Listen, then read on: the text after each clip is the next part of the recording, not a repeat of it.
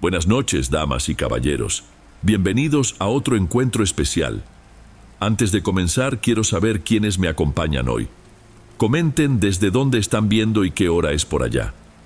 Bueno, vayamos con el primer relato.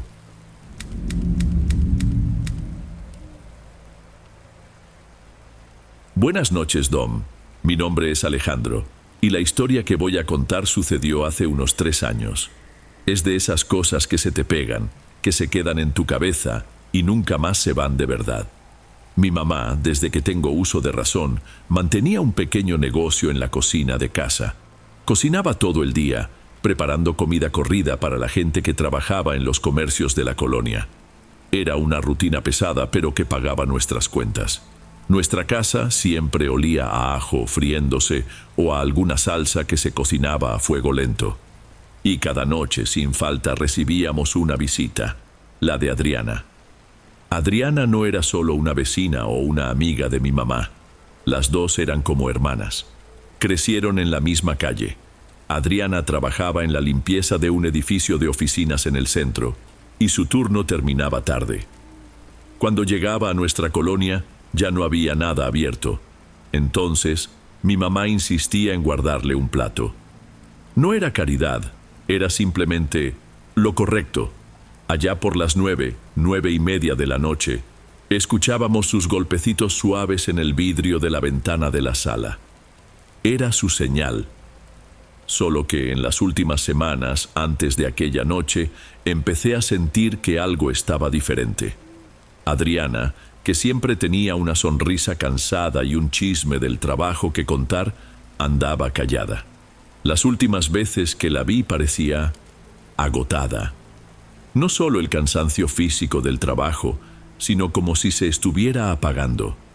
Su mirada se perdía y apenas tocaba la comida. Llegué a comentárselo a mi mamá y ella solo suspiró.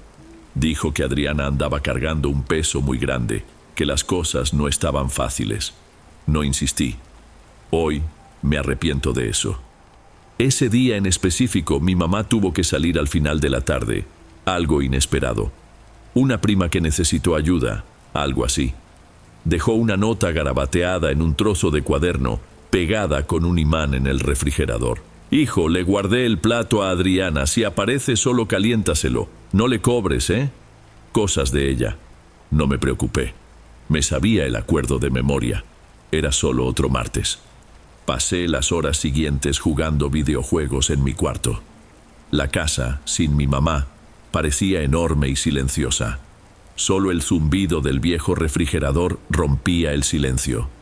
Un poco después de las 9 de la noche, lo oí. Los 3 golpecitos conocidos en el vidrio de la ventana de la sala. Justo a tiempo. Pausé el juego y fui a la sala.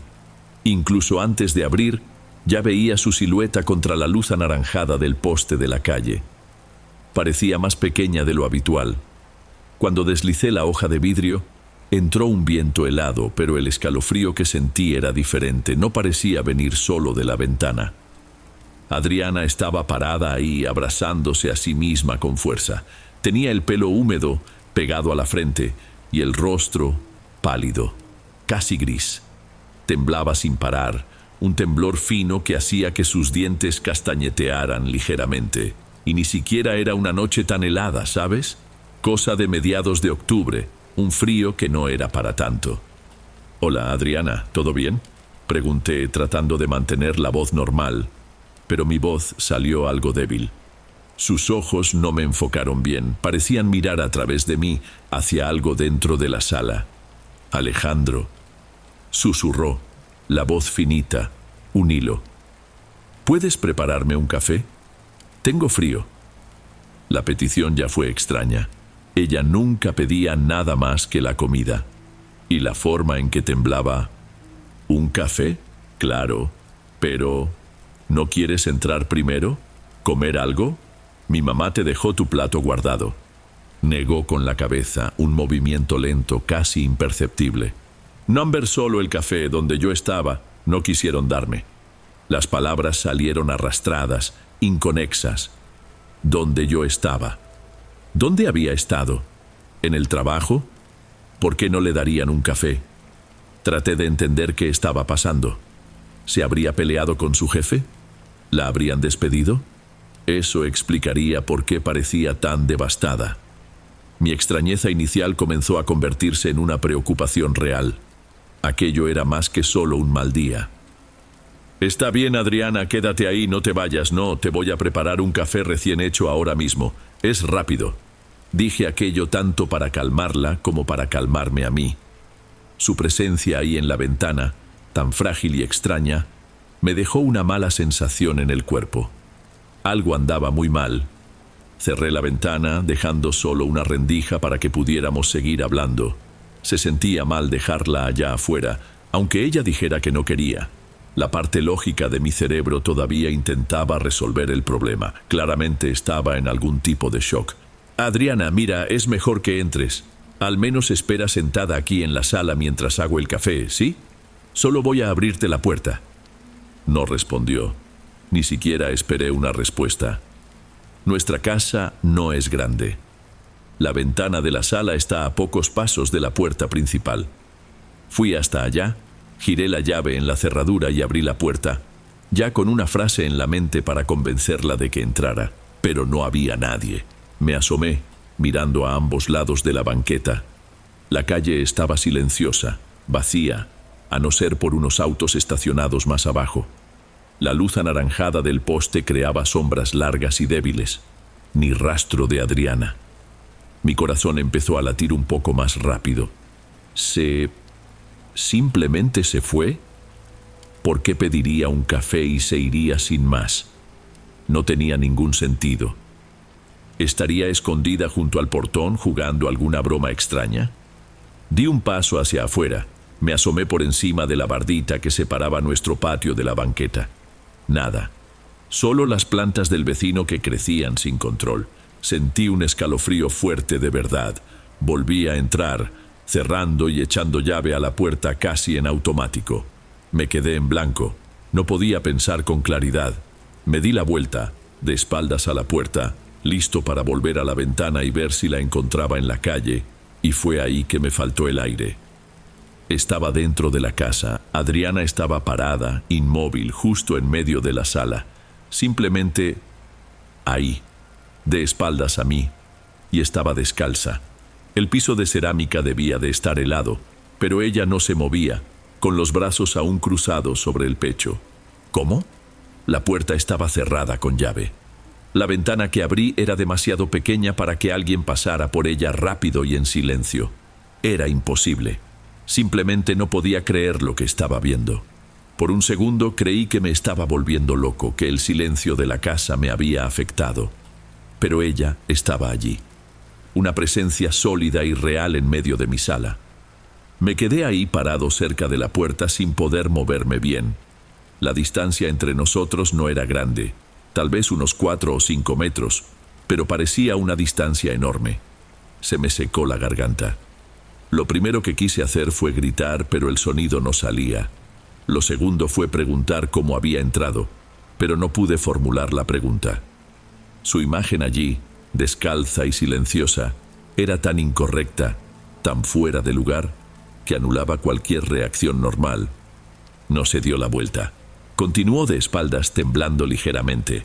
Y entonces repitió, con la voz aún más débil, que apenas se oía en la sala. Donde yo estaba, no me dieron café. La frase, que antes me había sonado solo extraña, ahora parecía tener un peso diferente. Era lo único que conseguía decir. Era el centro de su mundo en ese momento. Y por alguna razón que no sé explicar, mi miedo empezó a mezclarse con una lástima inmensa. No parecía una amenaza. Parecía perdida. Decidí ignorar lo imposible. Fingir que era normal que hubiera aparecido de la nada en mi sala. Iba a hacerle el café que pidió. Era lo único concreto que podía hacer. Está bien, Adriana, ya voy a prepararlo. Siéntate ahí en el sofá, como en tu casa. Pasé a su lado, guardando una distancia segura, como si estuviera pasando junto a un animal asustado. Ella no reaccionó. Fui a la cocina, y a cada paso esperaba oír un sonido, un movimiento, cualquier cosa, pero solo había silencio. En la cocina mis manos temblaban un poco. Tomé el café molido, el filtro de tela, el agua. Hacía cada movimiento en automático. Mientras el agua se calentaba en la estufa, se me ocurrió una idea. Tal vez estaba herida. Los pies descalzos, el temblor. Fui al botiquín del baño y saqué la cajita de primeros auxilios. Agua oxigenada, un rollo de gasa, cinta adhesiva. Después, me acordé de una cobija vieja que mi mamá guardaba en un baúl debajo de la escalera. Era una cobija gruesa, de lana. La tomé también. Estaba intentando ser útil, tratando de traer la situación de vuelta a la realidad que conocía, donde la gente siente frío y se lastima, y nosotros la cuidamos. Regresé a la sala con el kit improvisado y la cobija. Ella seguía en el mismo lugar. Exactamente en el mismo lugar. Parecía una estatua. Un olor extraño empezó a flotar en el aire, algo que no había notado antes. Un olor a ropa guardada por mucho tiempo, quizás con un toque de tierra húmeda. ¿Adriana?, llamé en voz baja. Te traje una cobija y unas cosas para limpiarte los pies si te lastimaste. Me acerqué despacio, le extendí la cobija doblada. Se dio la vuelta finalmente, pero su rostro estaba vacío. Sus ojos no tenían foco, sus facciones no tenían expresión. Era como mirar una máscara. Tomó la cobija con ambas manos, sin decir una palabra, y se envolvió en ella de pies a cabeza, como un niño que se esconde. Y se quedó así, de pie, una figura alta y cubierta en medio de la sala. Ya no podía ver nada de ella, ni su rostro, ni sus manos, ni sus pies. En ese momento, oí el silbido del agua hirviendo en la cocina. El café estaba listo. El sonido de la tetera me dio una excusa para salir de ahí. Era un sonido normal, de cocina, y me aferré a él. Volví a la cocina, apagué el fuego y colé el café, el olor fuerte llenando el ambiente. Mis manos aún no estaban totalmente firmes, pero el acto de hacer algo, de seguir un ritual conocido, ayudó a organizar un poco mi cabeza. Tomé nuestra mejor taza, una de loza blanca que mi mamá solo usaba en ocasiones especiales, y la llené con el café caliente y humeante. Yo todavía intentaba convencerme de que aquello era una situación normal, que Adriana estaba pasando por un colapso, un episodio de estrés, y que una taza de café caliente y un poco de cuidado lo resolverían todo. La parte de que había aparecido de la nada en la sala, empujé esa parte al fondo de mi mente. Me ocuparía de eso después. Con la taza en la mano, volví a la sala. Y la escena que encontré hizo que todo mi intento de normalizar la situación se viniera abajo. La figura cubierta por la cobija seguía de pie en el mismo punto. Pero ahora, su inmovilidad era absoluta. Antes sentía su temblor, su fragilidad. Ahora, era como un pilar. No había señal de respiración bajo la tela, ningún movimiento por mínimo que fuera. La sala entera pareció haberse vuelto más oscura, más densa. El aire se sentía pesado, difícil de respirar. ¿Adriana?, llamé, mi voz saliendo ahogada. Traje tu café. Silencio, un silencio pesado, total. Di un paso más, con el calor de la taza en mi mano siendo lo único que me recordaba que yo seguía ahí, que aquello era real. Adriana, ¿estás bien? Esto no es gracioso. El olor a tierra húmeda se hizo más fuerte. La temperatura en la sala pareció caer de repente. Me acerqué más, extendiendo la taza, casi esperando que una mano saliera de dentro de la cobija para tomarla. Estaba a un brazo de distancia de ella cuando sucedió. Un estruendo violento me hizo dar un salto hacia atrás. La taza de café voló de mi mano, haciéndose añicos en el suelo. Fue la ventana de la sala. El vidrio, que yo había dejado entreabierto, se estrelló con una fuerza imposible, como si alguien le hubiera arrojado una piedra. Los fragmentos volaron hacia adentro, cubriendo el piso. El ruido fue tan súbito, tan brutal, que por un instante me quedé sordo, desorientado. Mi instinto fue mirar en dirección al sonido, hacia la ventana destrozada. Duró 1 segundo, máximo 2. Cuando me volví hacia donde estaba Adriana, lo único que vi fue la cobija. Estaba perdiendo su forma. desinflándose en el aire como si la persona dentro se estuviera disolviendo. Cayó, deslizándose desde una altura que sería la de su rostro, y se desplomó en el suelo en un montón vacío y deforme. No había nadie allí. El espacio que ella ocupaba ahora era solo aire. Un aire que, lo juro, estaba más frío que el resto de la sala.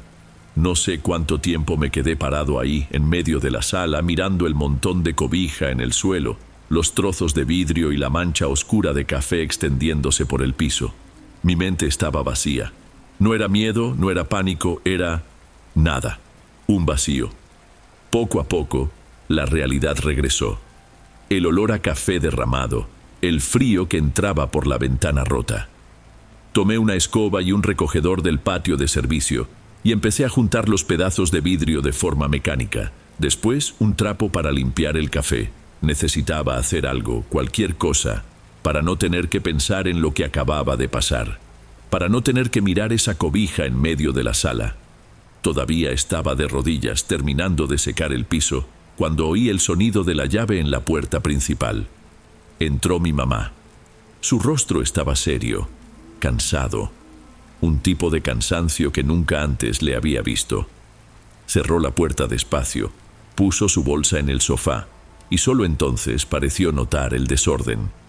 Su mirada pasó por la ventana rota por el trapo mojado en mi mano y se detuvo en la cobija amontonada en el suelo. ¿Qué pasó aquí, hijo? Abrí la boca para contarle, para hablar de Adriana, de la ventana, de la forma en que desapareció. Pero antes de que pudiera formar una frase, ella habló de nuevo, la voz baja, casi un susurro. Ni te cuento de dónde vengo. Esperé, sintiendo un nudo en el estómago. La forma en que lo dijo fue definitiva. ¿Adivina quién se nos fue?, preguntó, pero no era una pregunta de verdad. Era una introducción para una mala noticia. Y desde algún lugar profundo dentro de mí la respuesta llegó con una certeza que me aterrorizó. «Adriana», dije. Mi mamá me miró, y la sorpresa en su rostro fue inmediata. No era la reacción que yo esperaba. ¿Cómo lo sabes, Alejandro? Mi voz salió temblorosa, débil, porque estuvo aquí, hace un momento. Dijo que tenía frío y me pidió un café. Mi mamá no dijo nada. Se puso pálida, se persignó, despacio, y luego se sentó en el sofá, todo su cuerpo pareciendo pesar 1 tonelada. Fue solo entonces que empezó a llorar, un llanto silencioso, sufrido. Después de un rato, levantó la mirada hacia la cocina. La jarra de café que yo había preparado todavía estaba sobre la barra. «Por eso salí corriendo, hijo», dijo con la voz entrecortada. Su hermana me llamó desesperada. Encontraron a Adriana en su casa. Había tenido un ataque fulminante. Ya tenía unas horas. Se hizo una pausa, respirando hondo. «Acaban de entregar el cuerpo. Vine a buscar unas cosas y a preparar un café para llevar al velorio». Nos quedamos en silencio, los dos mirando la jarra de café en la cocina. El café que yo le había hecho a ella. El café que de alguna forma ella vino a buscar. Nunca le conté todos los detalles a mi mamá, como podría, pero cada vez que siento un frío que no viene de ninguna parte, o cuando el olor a café recién hecho llena la casa, me acuerdo. El café que preparé por miedo y lástima terminó sirviendo de consuelo en su velorio, y pensar en eso hasta el día de hoy me da tantos escalofríos como el recuerdo de su visita.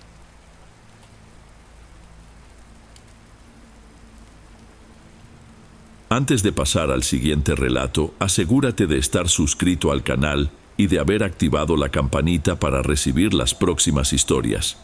Aprecio mucho tu compañía y tu apoyo hace toda la diferencia. Bueno, sigamos.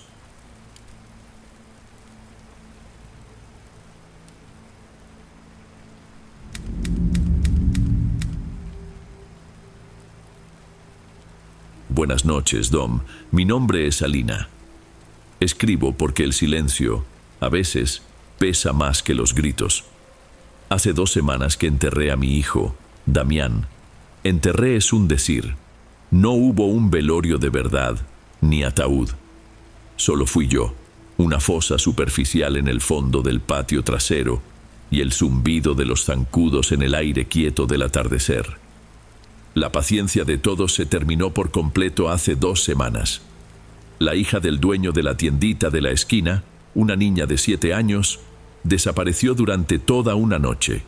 La encontraron a la mañana siguiente acurrucada a la orilla de la carretera sin decir una palabra. Solo apuntó en dirección a nuestra casa. Fue suficiente. Lo que la comunidad le hizo, bueno, no quedó mucho para enterrar. Nadie aquí va a perdonarme, ni por él, ni por mí. Lo sé. Lo siento en las miradas que me esquivan cuando paso. La mujer de la tiendita, que antes me llamaba Linda, ahora apenas levanta la cabeza cuando pido 1 kilo de harina. El silencio de ellos es una sentencia. Creen que crié a un monstruo. Quizás tengan razón. Dentro de casa es peor. El lugar se ha quedado demasiado quieto. Durante 16 años viví en alerta, atenta a cada puerta que rechinaba, a cada paso suyo en el pasillo. Ahora, el único sonido es el del refrigerador viejo encendiéndose y apagándose. Todavía me sorprendo conteniendo la respiración, esperando oír algo que, gracias a Dios, ya no voy a oír más. La primera noche, la peor de todas, arrastré una mesita de plástico al centro de la sala. Puse un té de tila y encendí una veladora. Me quedé ahí, sentada en la oscuridad, intentando rezar, intentando sentir luto. Pero lo que sentía era otra cosa, un alivio enfermizo, sucio, y un miedo profundo, porque sabía que, incluso con Damián muerto, la historia no había terminado. Toda esta quietud me hace recordar otro silencio, en un lugar que he intentado olvidar por más de la mitad de mi vida. Yo tenía 16 años. Había ido a llevarle unas cosas a una tía, en un rancho vecino, y decidí tomar un atajo por la sierra de regreso. Era un sendero que todo el mundo usaba, seguro, o al menos eso pensábamos. El sol ya estaba bajo, dándole al monte un color de óxido. El aire comenzó a sentirse pesado, helado, y un olor subió de la tierra. No era olor a hierba mojada, era otra cosa. Un olor a animal y a podredumbre, a algo viejo que llevaba mucho tiempo enterrado. Los animales del monte se callaron. De repente, no se oía ni un grillo. Fue cuando oí las ramas rompiéndose. No era un paso de gente ni de un coyote. Era demasiado pesado, arrastrado. Me detuve, con el corazón latiendo en la garganta, intentando ver algo entre los árboles. Y entonces lo sentí. No lo vi. Lo sentí. Una presencia que me erizó la piel de la cabeza a los pies. No tuve tiempo de correr. Esa cosa me derribó. El peso sobre mí era absurdo, como si una roca me hubiera caído en el pecho. No podía respirar, no podía gritar.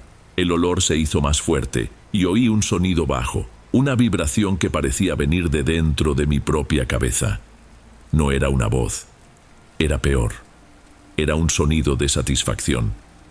Después, solo la oscuridad. Desperté horas más tarde, tirada en la tierra fría, con la ropa rasgada y el cuerpo adolorido.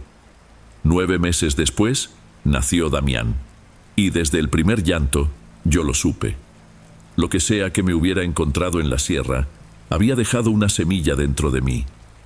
Criar a Damián fue como criar a un animal que solo se parece a una persona. Al principio lo negaba. Intentaba convencerme de que era cosa mía, que el trauma me había vuelto desconfiada. Pero la verdad siempre encuentra la forma de salir, aunque sea poco a poco, en los detalles.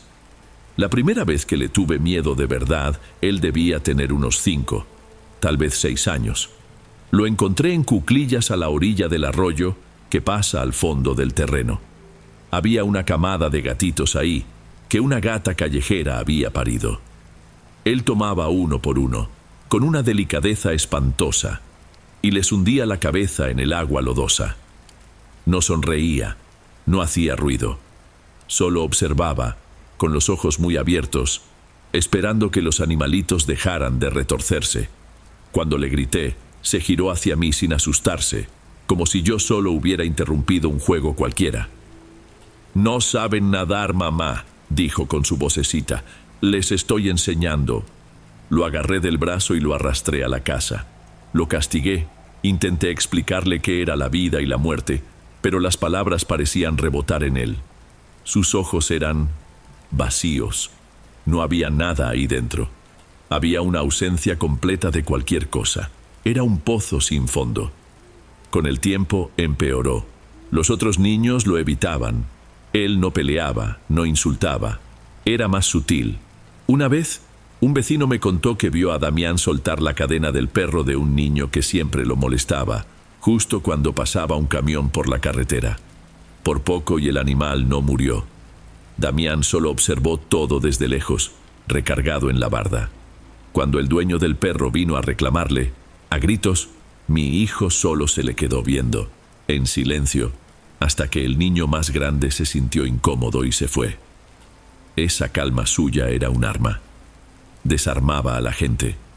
Yo vivía con un nudo en el estómago. Limpiaba la casa, hacía la comida, lavaba su ropa y en cada tarea me preguntaba qué estaría pensando, qué estaría planeando. Nuestra casa se convirtió en una isla. Nadie más nos visitaba. El momento en que me di por vencida fue cuando él tenía unos 15 años. Yo estaba en la cocina, cortando unas verduras, y el cuchillo se me resbaló. Me hizo un corte profundo en el antebrazo. La sangre comenzó a escurrir por mi brazo y a gotear en el piso. Fue un dolor agudo, y grité del susto. Damián vino del cuarto, se paró en la puerta de la cocina y se quedó mirándome.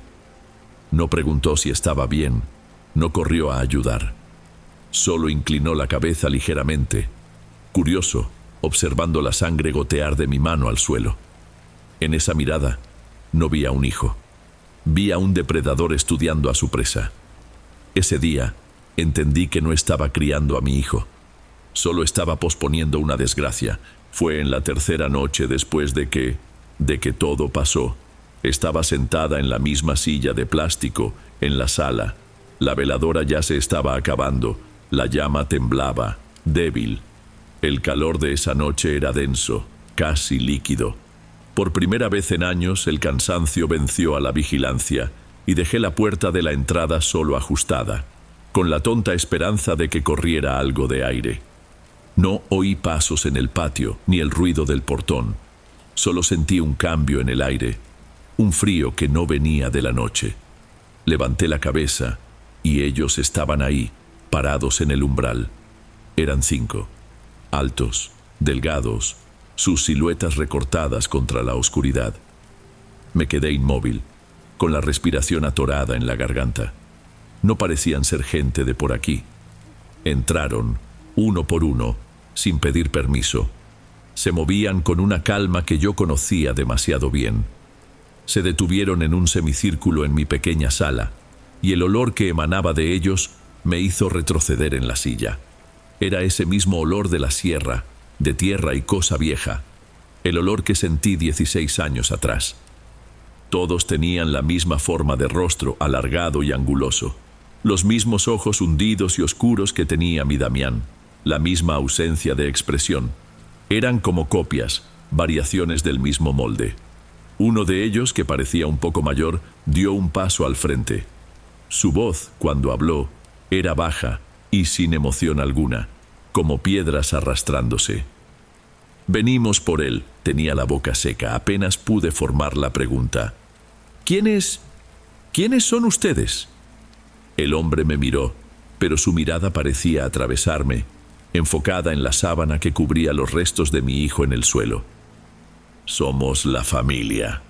Se movieron juntos, como si obedecieran una orden que no fue dicha. Fueron hasta el cuerpo.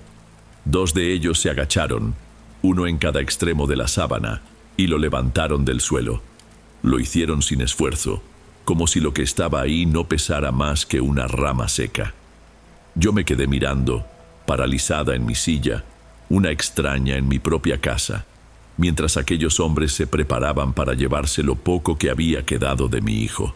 En el momento en que cruzaron la puerta, llevándose el cuerpo de mi hijo como si no fuera nada, algo dentro de mí se rompió. El estupor se quebró, reemplazado por una urgencia fría y afilada. No grité, no lloré. Solo me levanté de la silla, con los músculos adoloridos, y fui tras ellos. Me mantuve a una distancia segura, usando las sombras de los pocos postes de luz y las bardas de las casas como escondite. No miraron hacia atrás ni una sola vez. Caminaban en fila, a un ritmo constante, sus pies levantando un polvo fino de la calle de tierra. Todo el vecindario estaba sumergido en la penumbra. Ninguna ventana encendida, ninguna cortina moviéndose. Parecía que solo nosotros tres existíamos en esa noche. Yo, ellos y la carga que llevaban. Mi corazón latía fuerte, descontrolado. ¿A dónde se llevaban a mi hijo? La pregunta resonaba en mi cabeza a cada paso. Y entonces salieron de la última calle y tomaron el sendero que subía a la sierra. Sentí un escalofrío, un frío que no tenía nada que ver con la noche. Era el mismo camino, el mismo lugar. Una parte de mí gritaba que regresara, que corriera a la seguridad vacía de mi casa y me encerrara ahí para siempre. Pero la otra parte, la parte que fue madre de Damián por 16 años, necesitaba llegar hasta el final. Necesitaba entender a qué clase de cosa le había dado a luz. Seguirlos en el monte era casi imposible. La oscuridad era total bajo los árboles. Me guiaba por el sonido casi inaudible de sus pasos adelante y por mi propia memoria de aquel camino maldito.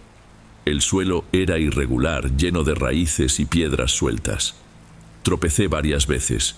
Una de ellas casi rodé cuesta abajo. Una rama delgada me azotó el rostro, dejándome un rasguño ardiendo en la mejilla. El aire, enrarecido y húmedo, quemaba mis pulmones. Yo ya estaba muy vieja para esto. Pero ellos no parecían tener ninguna dificultad. Se movían de una forma que no parecía humana, sin dudar jamás. No usaban linterna. Se deslizaban por el sendero como si vieran en la oscuridad, como si ese monte cerrado fuera su casa. Fue ahí que tuve la certeza de que no eran humanos. Aquello se me clavó en la mente. Después de lo que pareció una eternidad subiendo, empecé a sentir algo diferente. Una vibración baja en el aire, casi como el zumbido de un insecto gigante. Y allá adelante, entre la maraña de troncos, vi una luz. Una luz débil, anaranjada, que pulsaba lentamente. Apresuré el paso, ignorando el dolor en las piernas y en el pecho. El sonido se fue haciendo más claro. No era un zumbido, era otra cosa. Un sonido rítmico, húmedo, y el olor a humo se mezclaba con el olor a carne quemándose. Llegué al borde de un pequeño claro. Todo mi cuerpo temblaba, exhausto. Me agaché detrás de una formación de rocas, con el corazón casi saliéndoseme por la boca. Me asomé por una rendija, y fue entonces que lo vi. En el centro del claro había una fogata, y alrededor de ella estaban los 5 hombres, y en medio de ellos, sobre una piedra plana, estaba el cuerpo de mi hijo. Ellos no hablaban, no había cánticos, ni rezos, ni nada que recordara un ritual humano. Era algo más antiguo, más primario. Con las manos o con piedras afiladas que recogían del suelo, comenzaron a desarmar a mi hijo. Lo hacían con la misma eficiencia calmada con la que lo habían cargado hasta allí. Me llevé la mano a la boca para ahogar un grito que nació y murió en mi garganta. El olor a sangre se mezcló con el del humo, y el sonido, aquel sonido me atormentará hasta mi último día. No era el sonido del fuego, sino el ruido húmedo de ellos masticando. El chasquido seco y agudo de huesos pequeños partiéndose entre sus dientes. El fuego iluminaba sus rostros. Eran idénticos a los de Damián. La misma expresión concentrada y vacía que él ponía cuando lastimaba a los animales. En ese momento, la verdad completa cayó sobre mí como una losa de concreto. Yo nunca fui su madre, fui solo el recipiente. La tierra donde la semilla fue plantada. Él no era un niño malo. Él era otra cosa. Y ahora, su familia se lo estaba llevando de vuelta. Se estaban alimentando. El pavor fue tanto que me hizo retroceder, arrastrándome hacia atrás sobre la tierra, sin quitar los ojos de aquella escena. Cada rama que crujía bajo mi peso sonaba como un trueno. Mi único pensamiento era que no podían verme. Si me veían, yo sería la siguiente. Cuando me sentí a una distancia segura, me di la vuelta y corrí. Corrí en pánico cuesta abajo, sin importarme las espinas que rasgaban mi piel ni las caídas. Solo me detuve cuando golpeé con la mano el portón de mi casa. Entré, cerré todo con llave y me derrumbé en el piso de la cocina, temblando de pies a cabeza. Pasé 2 días encerrada, pero la imagen no salía de mi cabeza, y una pregunta comenzó a crecer dentro de mí. ¿Por qué? Al tercer día supe lo que tenía que hacer. Bajo el sol del mediodía, lo que hacía todo aún más irreal, volví a subir la sierra. El lugar estaba diferente. Silencioso. El claro estaba vacío. En el suelo, solo un círculo de cenizas y carbón. Había algunos fragmentos de huesos esparcidos, blancos y limpios. Y encima de la piedra plana donde lo habían puesto había una cosa. Era un objeto pequeño, del tamaño de mi pulgar, tallado en un trozo de madera oscura. Parecía la figura de un insecto, o quizás una semilla deforme, llena de puntas. Tomé el objeto. Estaba liso, pulido por el uso. En ese instante lo entendí. Ellos sabían que yo estaba ahí. Lo supieron todo el tiempo, y aquello no era una amenaza. Era un agradecimiento, un recuerdo, la parte que me daban de mi hijo.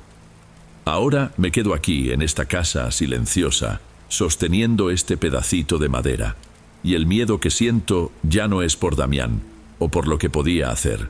Es un miedo más profundo. El miedo de saber que ellos están allá afuera y que, de alguna forma, ahora yo soy parte de la familia.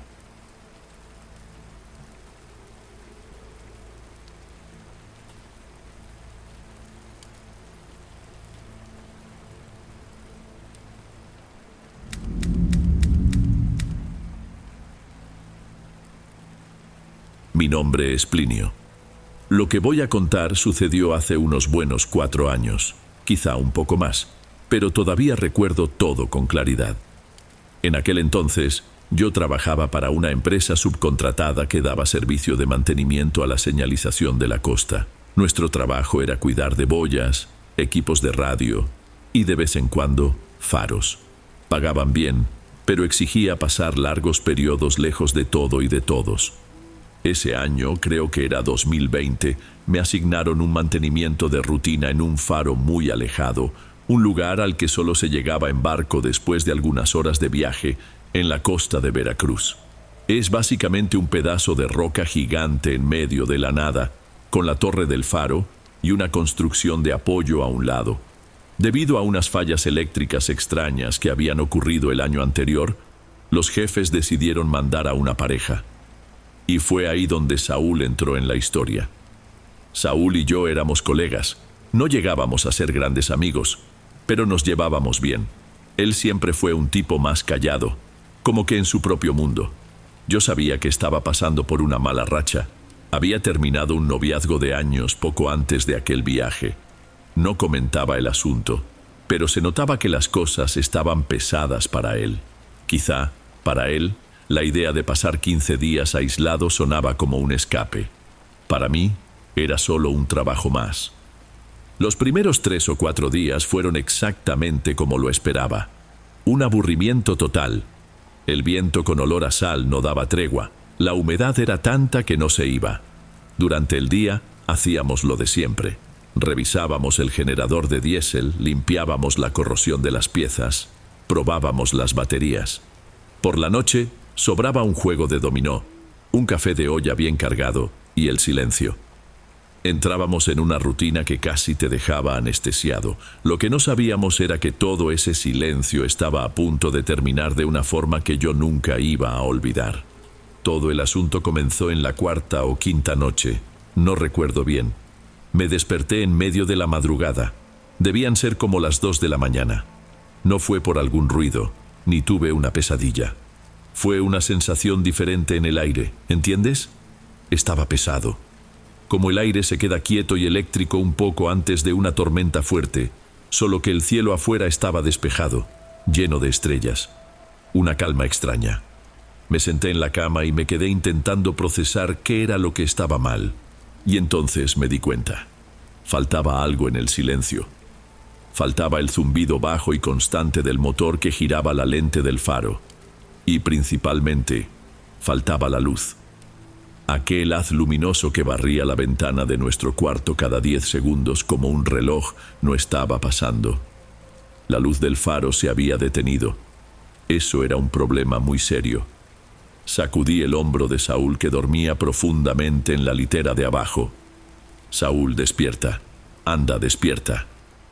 Murmuró algo, todavía medio dormido. ¿Qué pasa? La luz, dije, ya de pie. Creo que la luz dejó de girar. En ese mismo instante se sentó. No se necesitaba ser un experto para entender la gravedad de aquello. Subimos la escalera de metal en espiral, ese camino estrecho que llevaba a la cima de la torre, y el único sonido eran nuestros pasos rápidos resonando en el cilindro de concreto. Cuando llegamos arriba, a la sala de la lámpara, vimos que el motor eléctrico que movía el conjunto de engranajes estaba funcionando, haciendo aquel zumbido bajo. Pero la lente, esa masa enorme de vidrio y metal, estaba completamente inmóvil. Algo estaba trabando el mecanismo. Nos acercamos con las linternas. Atorado justo en medio de los engranajes, había un pedazo de tela. Pero no era un trapo cualquiera, un harapo viejo. Era una tela fina, amarillenta por el tiempo, con detalles que parecían encaje. Un encaje muy antiguo, ¿sabes? Como el de un vestido de novia que ha estado guardado por décadas. La cosa estaba empapada, goteando un agua oscura y apestosa, con olor a alga podrida y moho, un olor a mar echado a perder. Nos miramos sin entender nada. ¿Cómo había llegado eso ahí dentro? La puerta de la torre se cerraba con llave por abajo. Las ventanas de la sala de la lámpara eran gruesas y estaban selladas por las tormentas. No había forma de que un pájaro hubiera llevado eso adentro. No había forma de que el viento metiera una cosa de esas con fuerza en un mecanismo tan justo. No tenía el menor sentido. Saúl, con una expresión de asco, usó la punta de un desarmador para jalar la tela. El paño salió con un ruido húmedo, rasgándose un poco en el proceso. Lo llevó hasta la ventana, abrió el cerrojo con cierta dificultad y lo arrojó afuera, a la oscuridad.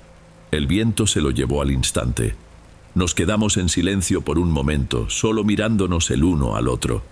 Después, destrabamos la lente, el sistema volvió a funcionar y la luz regresó a su giro. Intentamos convencernos de que solo fue algo bizarro, una casualidad imposible, pero esa noche ninguno de los dos durmió bien. La sensación de que algo andaba mal no se fue, al contrario. De hecho, apenas estaba comenzando. A la noche siguiente ocurrió de nuevo. Me desperté, miré el reloj en la pared y marcaba las 2:15 de la mañana. El cuarto estaba demasiado oscuro y quieto. La luz del faro se había detenido. Esta vez no sentí sorpresa. Lo que sentí fue un hueco helado en el estómago. Aquello no era una casualidad. Llamé a Saúl, pero él ya estaba sentado al borde de la cama, mirando hacia la pared. Ni siquiera se volteó. Tomamos las linternas y subimos la escalera en silencio. Cada paso nuestro en el metal de la escalera parecía un estruendo. Ya medio sabíamos lo que íbamos a encontrar, pero al mismo tiempo no sabíamos. Es una sensación horrible, esa de esperar lo peor. Allá arriba la escena se repetía, el motor zumbando, la lente parada, y en el mismo lugar de antes, atorada en el engranaje, otro pedazo de tela. Solo que esta vez era diferente, era más fina, una tela que algún día debió ser seda, en un tono rojizo, ahora toda descolorida por el agua. Parecía un pañuelo de cuello o un chal antiguo, y estaba como el otro, empapado, con el mismo olor a podredumbre y mar profundo. Tenía incluso unos percebes minúsculos, esos animalitos de concha, pegados a él, como si hubiera sido arrancado de una roca en el fondo del océano minutos atrás. Esta vez nadie dijo nada. Yo mismo arranqué el paño con la mano, sin que me importara el asco. Lo llevé hasta la ventana y lo arrojé afuera. Cuando bajamos, El ambiente entre nosotros cambió por completo. La excusa del incidente bizarro se había esfumado. Alguien o algo estaba haciendo aquello a propósito. Pasamos el resto de la madrugada y la mañana siguiente entera verificando todo. La cerradura de la puerta de entrada, los cerrojos de las ventanas, la portezuela del almacén. Todo estaba exactamente como lo habíamos dejado, cerrado, seguro. Ninguna señal de que lo hubieran forzado, ni un rasguño. Nada. La isla era solo nuestra. Estábamos solos. O, al menos, eso era lo que creíamos. Fue en ese punto que el verdadero miedo comenzó a instalarse. No el miedo de un susto, sino el miedo que viene de la certeza de que las cosas ya no tenían sentido. Y fue ahí también que Saúl comenzó a cambiar de un modo que me dejó realmente preocupado. Se volvió aún más callado. Pasaba horas y horas sentado cerca de la ventana de la cocina, que daba a las rocas oscuras de abajo, solo mirando el mar. El dominó quedó olvidado en su caja. A veces yo intentaba sacarle plática, le preguntaba si todo estaba bien, y él solo daba respuestas cortas, de una sola palabra. Su mirada estaba siempre distante, como si estuviera escuchando otra conversación que solo él podía oír. Una tarde lo encontré en el mismo lugar mirando fijo las olas. La luz del atardecer hacía que su rostro se viera aún más pálido. ¿Qué tanto miras ahí, hombre?, le pregunté, intentando sonar lo más casual posible. Tardó unos segundos en responder, como si estuviera regresando de un lugar muy lejano. «No sé», murmuró sin desviar los ojos del mar. «El otro día, en la noche, creo que vi a alguien. Sentí que todo mi cuerpo se ponía en alerta». «¿Viste a alguien?» «¿Cómo que a alguien? ¿Dónde?» «Allá abajo», señaló con la barbilla hacia las piedras. Justo en el límite de la luz del faro, parecía una persona, parada, solo mirando para acá. Luego la luz dio la vuelta, y cuando iluminó de nuevo el lugar ya no había nadie. Dijo aquello con una naturalidad que me asustó más que si hubiera gritado. No parecía estar inventando una historia para asustarme. Parecía confundido de verdad. En ese momento lo entendí. El problema ya no era solo el sabotaje allá arriba. El verdadero problema estaba comenzando a sucederle a Saúl. Las cosas se salieron de control por completo en la 7ª u 8ª noche. A esas alturas, ya habíamos perdido la cuenta de los días. Después de aquella conversación sobre la figura en las piedras, empezamos a trabar la puerta que daba acceso a la escalera de la torre con una barra de hierro. Era un procedimiento nuestro. No estaba en ningún manual, pero nos daba una sensación de seguridad, aunque fuera falsa. Una barrera más entre nosotros y lo que fuera que estuviera allá arriba. Esa noche ya ni siquiera intentábamos dormir. Estábamos los dos sentados en la salita, con una única luz tenue encendida, solo esperando que pasara el tiempo. El silencio era casi total, roto solo por el silbido del viento afuera. Y fue en ese silencio que lo oímos. Comenzó como un ruido bajo, viniendo de arriba, de la dirección de la torre. No era el sonido del metal crujiendo con el cambio de temperatura. Era un sonido húmedo, un sonido de arrastre. Exactamente como si alguien estuviera jalando un tapete muy pesado y completamente empapado por los escalones de la escalera de metal. El sonido era lento, rítmico, arrastraba, paraba, arrastraba, paraba y estaba bajando. Miré a Saúl en el mismo instante. Sus ojos estaban enormes, clavados en la puerta trabada. Él estaba oyendo lo mismo que yo. Nadie dijo nada, pero cuando nos miramos, tuve la confirmación que más temía. No era mi locura, no era solo suya, era real, y estaba cada vez más cerca. El sonido continuó por quizá un minuto, que pareció una vida entera, lento, a propósito. Con cada escalón, el ruido del arrastre mojado se hacía más nítido. Sentía cada músculo de mi cuerpo tenso, solo esperando que la perilla de la puerta girara, esperando un golpe, cualquier cosa. Entonces, de la nada, el sonido se detuvo. No se detuvo allá arriba, ni pareció llegar a la base de la escalera. Se detuvo en algún punto a medio camino. El silencio que vino después fue 1000 veces peor que el ruido. Era un silencio pesado, cargado, como si algo estuviera parado ahí, del otro lado de la puerta, en la oscuridad, solo esperando, escuchándonos. Susurré sin poder desviar los ojos de la puerta. ¿Tú subiste hoy? Saúl solo negó con la cabeza, muy despacio. Su rostro estaba pálido, sin color alguno. Me miró de vuelta y su voz salió como un hilo de aire. ¿Y tú? Yo también negué con la cabeza. Ninguno de nosotros se había acercado a esa escalera desde la mañana. Nos quedamos ahí, paralizados, por no sé cuánto tiempo, apenas escuchando nuestra propia respiración agitada. El sonido no volvió más. Esa noche empujamos una cómoda pesada, un armario viejo de metal y cualquier otra cosa que pudimos mover contra la puerta de nuestro cuarto. Era una defensa patética contra aquello, pero era todo lo que teníamos. Me acosté con un cuchillo de cocina debajo de la almohada. No es que pensara que iba a servir de mucho, pero uno se aferra a lo que puede en momentos así. Saúl no se acostó.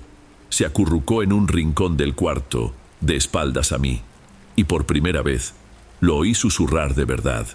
No eran palabras que tuvieran sentido, eran murmullos, frases rotas, como si estuviera respondiendo a preguntas que solo él oía. Estaba conversando con alguien que para él estaba ahí, en la oscuridad del cuarto, junto con nosotros. No sé si llegamos a dormir de verdad, pero en algún momento de esa madrugada, el silencio se rompió de esa forma horrible de nuevo. El zumbido del motor había desaparecido. La luz se había detenido. Por tercera vez. Miré a Saúl, acurrucado en el rincón del cuarto, y él me miró a mí. La desesperación en su rostro era la misma que la mía. Una parte de mí gritaba que nos quedáramos ahí, encerrados. Pero la verdad es que no teníamos opción, era nuestro deber, y la idea de quedarnos en la oscuridad total solo esperando era quizá aún peor. Tendríamos que subir, quitar la barricada de la puerta del cuarto, luego remover la barra de hierro de la puerta de la escalera. Cada movimiento parecía un error gigantesco. Subir esa escalera en espiral en la oscuridad, sabiendo que algo había bajado por ella horas antes, fue una de las cosas más difíciles que he hecho en toda mi vida. Yo iba adelante con la linterna más potente que teníamos y sentía la respiración agitada de Saúl justo detrás de mí. Cada sombra que nuestra luz creaba parecía moverse por cuenta propia. Cuando llegamos a la cima, la puerta de la sala de la lámpara, que nosotros siempre manteníamos cerrada bajo 7 llaves, estaba abierta de par en par, no solo sin seguro, sino completamente abierta, como si alguien la hubiera reventado. El viento frío del mar entraba con violencia, silbando por la abertura. Y lo que vimos adentro, aquello acabó con la poca valentía que aún me quedaba. El faro no estaba solo parado, había sido deliberadamente alterado, de una forma imposible.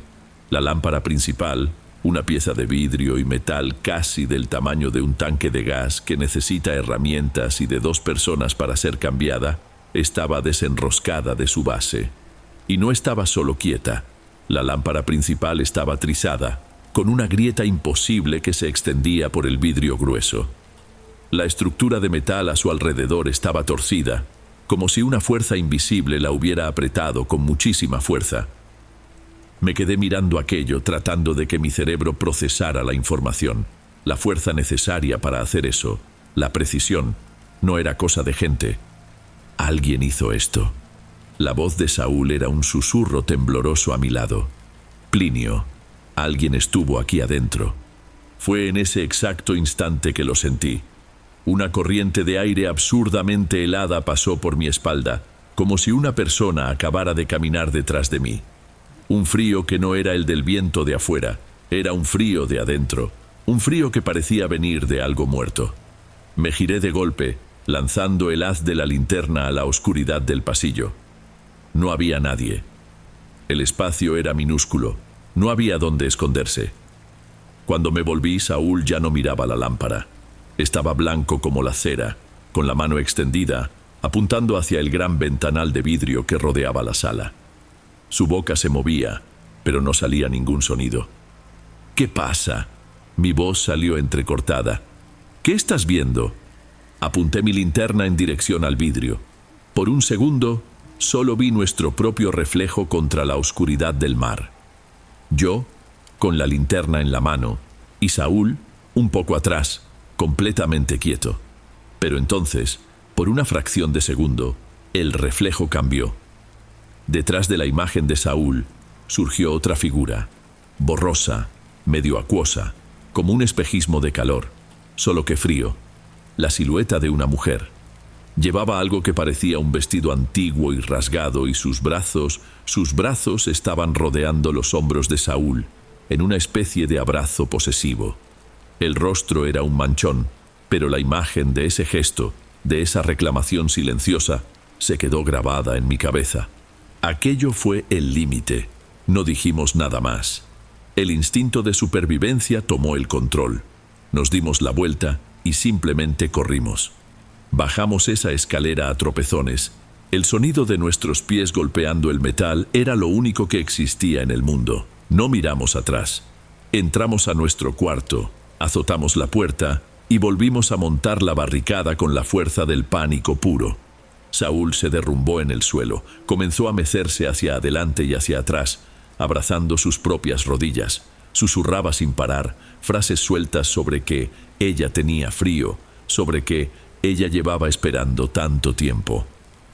Yo me quedé recargado en la puerta, con el corazón en la garganta, intentando no desmoronarme junto con él. Se acabó. La misión se había acabado. El trabajo se había acabado. Ahí, en la oscuridad, escuchando los murmullos de mi colega y el aullido del viento, tomé la única decisión posible. En cuanto apareciera el primer rayo de sol, iba a tomar el teléfono de emergencia satelital y a llamar para que nos rescataran. Necesitábamos salir de esa isla, en ese preciso momento. En cuanto empezó a clarear, tomé el maletín con el teléfono satelital. Tuve que forzar mi voz para que sonara calmada, inventar una historia. Dije que tuvimos una falla mecánica gravísima en el eje de rotación de la lente, algo irreparable, y que la estructura ya no nos parecía segura. Mi voz temblaba un poco, pero creo que el operador del otro lado pensó que era por la mala señal. Dijo que mandarían un barco en cuanto fuera posible. Las horas de espera que siguieron fueron, quizá, las peores de todas. Nos quedamos encerrados en el cuarto. Saúl no dijo ni una sola palabra más. Continuó en su rincón, mirando a la nada. Era la mirada vacía de alguien que ya no estaba realmente ahí. Cuando finalmente oí el sonido lejano del motor del barco, sentí un alivio que hasta me dolió en el pecho. El equipo de rescate estaba formado por 2 hombres mayores, con el rostro marcado por el sol y el mar, gente que parecía haber visto de todo. Nos ayudaron a cargar nuestras cosas. Uno de ellos miró el estado en que se encontraba Saúl, todo tieso, y luego a mí, con una clara interrogación en el rostro, pero tuvo el buen juicio de no preguntar nada. Ya estábamos en el barco alejándonos de esa maldita isla, cuando el lanchero que piloteaba la embarcación se volteó hacia mí. «Qué bueno que lograron llamar de nuevo hoy en la mañana», dijo, un poco más alto por el ruido del motor. «Nos quedamos preocupados con la llamada de ustedes en la madrugada». Sentí un escalofrío, uno que no tenía nada que ver con el viento del mar. «¿Llamada en la madrugada?», respondí. «No, yo solo llamé hoy temprano. No toqué ese teléfono antes de eso». El hombre frunció el ceño, confundido. «Vaya, qué extraño. Recibimos una llamada de auxilio viniendo de aquí. El registro es de las 2:12 de la mañana. La señal estaba horrible, casi pura estática. Pero se alcanzó a oír la voz de uno de ustedes diciendo que había alguien más ahí, y después en el fondo parecía que había una mujer cantando, muy bajito. Justo después se cortó la llamada. Intentamos regresar la llamada, pero ya no entraba». Hizo una pausa, miró de reojo a Saúl y luego de vuelta a mí, bajando un poco la voz. Cuando llegamos y vimos cómo estaban, sobre todo su compañero, pensé que era mejor dejarlo así. Hay cosas en este mar que es mejor no preguntar. Mi mirada fue directa hacia Saúl. Él continuaba con la misma expresión perdida, como si no hubiera oído una sola palabra. Pero yo sí oí, y en ese momento lo entendí todo. Saúl no habló durante todo el largo viaje de regreso. Renunció a la empresa unos 2 meses después. Nunca más lo volví a ver y nunca más tocamos el tema de lo que sucedió en esa isla. A veces, cuando el silencio de la noche se vuelve demasiado pesado, me encuentro pensando en eso. Pienso si debí haber notado las señales antes, ¿sabes? Porque se notaba que no estaba bien para ir a un lugar de esos, que estaba demasiado frágil. Me pregunto si yo podría haber hecho algo para impedir todo, pero la verdad es que no tengo esa respuesta. Lo único que sé es que hay lugares en este mundo a los que es mejor nunca más volver. Y para mí, ese faro es el primero de la lista.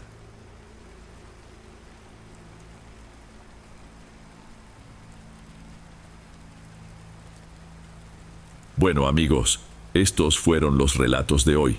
Espero de corazón que les hayan gustado. Subo nuevos videos todos los días y me dará mucho gusto verlos en los próximos. Ahora en la pantalla les dejo otros 2 buenos videos que seguro les encantarán. Un abrazo de Dom y nos vemos por allá.